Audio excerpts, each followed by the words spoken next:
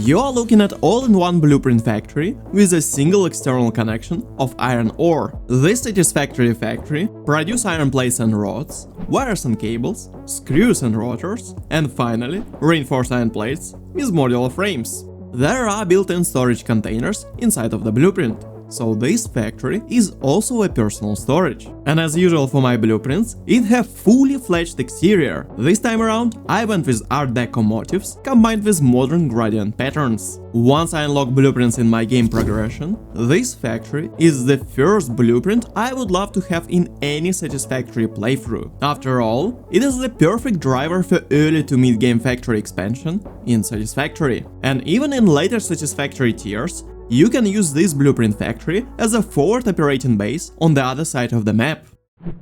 In the last 6 months, I have spent more than 600 hours designing various factory blueprints, and this blueprint is the pinnacle of continuous layout iteration for my blueprint factories. And today in this video, I would cover all the basic tips on how to make similar blueprints. I would cover production schematic, simple logic with smart splitters and power switches, machinery layouts for every floor, and how to make very compact manifolds. And as a final bit, I would explain exterior design techniques. If you are new to Satisfactory, I would try to do my best to explain every bit of terminology, like everyone's favorite manifolds. And as always, I provide my blueprints for free, since I'm a gamer and not a Patreon storefront for the sale of Satisfactory blueprints. I believe in people genuinely supporting creator, rather than creator forcing support with artificial paywalls. Huge thanks for all the YouTube members supporting me taking extra time to properly edit and script my videos. Every bit of your support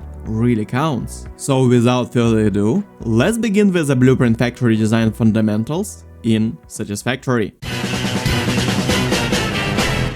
When you start design of a factory blueprint, you need to be aware of several things. At what stage of progression is your game? What is the preferred level of belts you can use in your factory? What is the size of machinery that you are using in your factory blueprint? And finally, what are your overarching goals? In the case of today's blueprint, we are talking about game progression stage, where you already have access to steel and Mark III belts. You may or may not have access to Mark IV belts. Or maybe you have limited production of encased industrial beams, so it is better to avoid them if possible. This sets us to maximum use of Mark III belts. Also, in early to mid game, I would prefer to limit use of Mark II belts. It is way harder to make reinforced iron plates rather than steel beams. So once again, our logistics would be a combination of Mark I and Mark III belts. On machinery front, we will deal with smelters, constructors and assemblers. This way we will need something about 3 floors, and assemblers would be probably situated on the final floor. While you can go for 4 floors in Blueprint 4x4 form factor, I found this as very ineffective and restrictive. With 4 floors, you lose out on all the benefits of verticality. Meanwhile, with only 3 floors, you get the ability to squeeze maximum amount of machinery, while benefiting from all the headroom for the belts and lifts. On the first floor, we will deal with smelters and storage containers. So this leaves us with constructors as the main filler for the second floor. So we already know quite a lot to start our schematic. I'm using satisfactorytools.com to design my factory layouts. We already know the maximum amount of iron ore we can use in this factory. This number is 270 iron ore per minute. This amount works nicely with overclocked Mark II miners, and it is the maximum capacity for Mark III belts. Then, we need to think about our final goals. I want to have decent production ratios for reinforced iron plates, modular frames and rotors. My first version of this factory, way back when, had only 2 items per minute of each type. Also, I was storing those items in one small container, which was not ideal. So, I want to double those production ratios and have separate storage containers for each single item. I know that all previous items are precursors for those 3 final products. So, even in the case of higher levels item consuming all the precursors, I still can implement simple logic on the smart splitters and power switches to access those lower grade items as fast as I want. So, we need to focus on machinery overclock and assemblers first. With 600 hours of blueprint design, I have a lot of prior knowledge when it comes to what I can fit into 4x4 blueprint. For example, I know that I can fit up to 6 assemblers with no hard clipping involved. So, for our purpose, we can totally work with 5 assemblers in our blueprint factory. While it can go up to 6 assemblers, or even overclock assemblers themselves, we already have one limiting factor in place, and that is in form of 270 iron ore per minute. And speaking of machinery overclocking, while power shards are rather easy to come by, extra power is not as easy in early game, and power requirements for overclocked assemblers are just too much for early to mid game. Also, I want to have an option to use this blueprint as a forward operating base with use of biomass burners. Overlocking constructors or smelters even to 250% is not as a big of a deal. Having to deal with increase of 10 MW in power consumption of smelters and constructors is acceptable, while extra 35 MW consumption on assemblers is a huge stretch. So, if you look at this schematic closely, you can see that 4.5 constructors can be easily condensed in 2 constructors. One at 200% and other at 250%. Or if we are talking about 9 smelters, it can be downscaled to 5 physical smelters, where 2 smelters are overclocked to 150% and 3 are overclocked to 200%. So as you can see, making schematic like this is a rather fun balancing act or puzzle. The puzzle where you need to keep in mind input and final goals, power consumption, machinery layouts and possible overclocking, as well as use of alternative recipes. And speaking of alternative recipes, as you can see in this schematic, I'm using 2 alternative recipes. In case of iron wire, we are removing copper from our factory and still retaining the ability to make wire and cables. And in the case of cast screws, we are reducing the amount of constructors necessary for the screw production. So, with the schematic done, now we can put our boots on the ground and finally start assembly of our factory blueprint and explore all the small tricks. Alright, on the first floor we need to place total of 8 containers. I use big industrial storage container for iron plates, iron rods, wire and cables. For screws, reinforced iron plates, modular frames and rotors, I'm using smaller normal containers. Since I'm designing this blueprint as a part of a bigger system, I want my containers to be in line on one side of the factory. 6 container rows are a bit bigger than blueprint 4x4, so first I'm activating the nudge tool with button H. And then I hold Ctrl button and press arrow keys to align my containers dead center with the half steps. Also, for the purpose of personal storage, I label my containers on the side. This is done by simply placing temporary steel beams and slapping signs to those beams. With signs facing sideways, you can always see the items in your personal storage, well, while you are running perpendicular. Quite a handy feature in my book. Now, with storage part ready, we need to start placement of smelters. 5 smelters fit in one line in 4x4 blueprint. Also, to save space, we can start using verticality and compact manifolds. Manifold is the type of item sorting where you do not split items evenly to load balance each individual machine from the get-go. With manifolds, you connect those machines in the chain and instead allow time to load balance your factory. While not ideal like load balancing due to wind-up time, manifolds are absolutely necessary for compact designs like blueprint factories. Over here, I am aiming smelter outputs to edge of the blueprint. For the iron ore input, I am using temporary ceiling mounts to bring up my conveyor lifts into the perfect alignment with the smelter inputs. Then, I am placing splitters on the input side of conveyor lifts. After that, I'm just connecting the belts. This technique was introduced as a part of Update 5 feature list, and this is specifically designed as a soft clipping, so one can place objects inside of the building cube borders. While I love my soft clipping, I do avoid any hard clipping, like placing belts through the building itself or merging several belts together on one axis. Now, with iron ingots sorted, we can start on our constructors. As I mentioned previously, screws, iron plates and iron rods can be downscaled and overclocked to only 2 constructors per item. So, I place 4 constructors on the edge of my blueprint. Then, I place 3 more facing inward, and in this way I can have 3 pairs of constructors for screws, rods and plates. I would just merge every pair together with merger, and right after merger I would use smart splitter with overflow setting for each precursor item. Same would go for the wire overflow before extra cable constructor.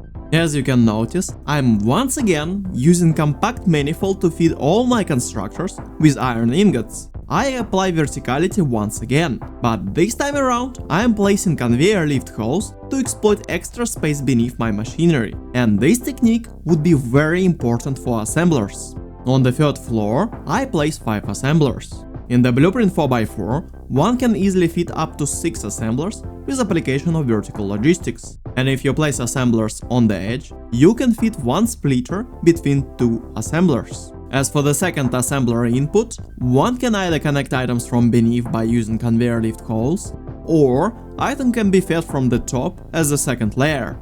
Same apply for the assembler outputs. And to make top output, I place ceiling mount to make conveyor lift flush with the blueprint edge and the assembler output. Alright, as you can remember, for rotors I am using screws and rods, for reinforced iron plates I am using screws and iron plates, and for modular frames I use reinforced iron plates and once again iron rods. And the main issue of manifold designs is the time requirement for the whole system to catch up with the balanced output. When you plop this blueprint, production of rotors and modular frames would be consuming all the screws, rods, reinforced iron plates and even normal iron plates for at least 30 minutes.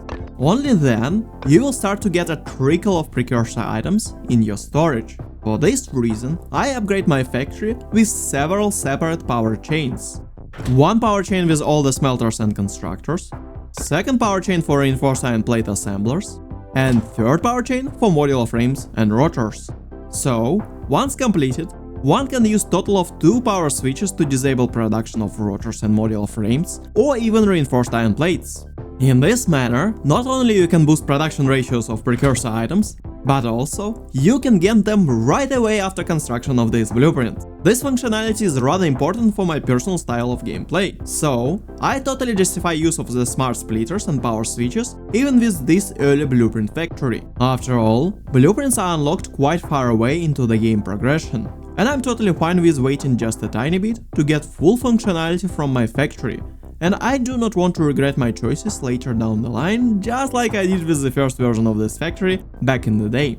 Alright, couple words about connections inside of the blueprint. This blueprint is not really condensed and there is quite a lot of space to make all your connections to containers. Just remember to use verticality to your advantage. I am almost never use some prior plan for this stage of blueprint design. I think that anyone can just improvise their connections from this point. Alright, so this is the main part regarding the factory itself, but I do love to play Satisfactory with style. Or maybe I'm just pretending to play City Skylines 2 in Satisfactory, well, since my 4070 couldn't really even handle 2K resolution in City Skylines 2, I do not talk even about 4K, but whatever. Regardless the reasons, let's talk about exterior tricks in Satisfactory. Before we start with the exterior tricks, if you're enjoying this video and find it useful, remember to give it a like. Huge thanks! And if you have any questions, feel free to leave them down below. This channel is rather small and I read every single comment. Alright, there are several architectural styles that work nicely in Satisfactory. Brutalism is the obvious choice when you unlock concrete, but it gets a bit repetitive after a while. So, I want to fuse my concrete superstructure with something else. Then, there is my favorite architectural style that is already 1 century old. Art Deco was a quite the posh architectural style in 1920s and 1930s United States. In Art Deco, most noticeable are consistent themes of florals, chevrons and zigzags. Also, I tend to have this love of stylized reed patterns from my exposure to Soviet architecture and emblems in real life. And if we are talking about real life, there is this sludge of huge plastic apartment boxes all over the world. Not so inventive in terms of architecture, absolutely awful on a human level and scale, but in terms of design, those big boxes, well, they are really awesome for use of gradients and color palettes. After all, we are living in the age of industrial accessibility to bright, intense and long-lasting colors. Frankly, even LEGO these days have gazillion colors, and well, if you remember, in 80s they had 20 colors total, and they were actually making yellow castles because they had no gray. So there was that. So this is the mindset for the exterior design: dark concrete superstructure, Art Deco ornaments and modern color gradients. Nothing really special about concrete, but well, there are a couple interesting tricks to make your buildings to look as a real thing. First, I push my roof 1 meter into the blueprint and I'm using asphalt foundations as the roof. Looks like an actual roof in felt. I do cover my assembler floor with the walls, so I want to have some light and visibility inside by using glass roof. To make everything flush, I am using 1 meter angled glass roofs, and then I use glass for the second floor. On the first floor, I make indentation for input of iron ore and power switches. This way, I can place signs and power switches with no hassle. On the other side, I also snug away crafting bench, and well, I really want to get like crafting station there, but well, unfortunately there is no space available, so there is only crafting bench. Then I make steel beam art deco patterns, and I divide the whole blueprint into 4 meter sections. Then I make double width chevron pattern that center on the top of every side. To make this pattern, I use diagonal placement mode with R key. I aim to an angle where beam length would be equal to 2.8 meters. I skip exactly one snap in position to have this width pattern. Then, on the sides, I want to have the feel of load-bearing columns. So, where possible, decorative pattern would extend all the way from the top to bottom. Once again, I'm using the same angle with 5.6 meter beam sections. And well, this time around I'm making the squares to remove possible repetition with prior width decoration. So, overall there are only 2 patterns in this design. On the gradient side, I'm using cssgradient.io. I want to have total of 5 steps and go from the yellow to red and back. Main central decoration received the first color. Next, I use single beam as another gradient step. Then, I use yet another color on the angles and one more step with the next beam. Finally, I arrive at the second main color with another side and wrap the gradient all the way around. And also there are small quality bits here and there. I'm using 4 meter signs to get some light to the front face of my personal storage, and I also use even more 4 meter signs for the same purpose on the side. This blueprint is available for free in the pinned comment down below. If you found this video interesting and are new to the channel, check out my factory blueprints all the way from reinforced iron plates to computers. And for even more interesting use of Blueprint Designer, you can check out my remote order system. Thank you very much for watching, and once again huge thanks to all channel members. Have a nice one, and Yakez out!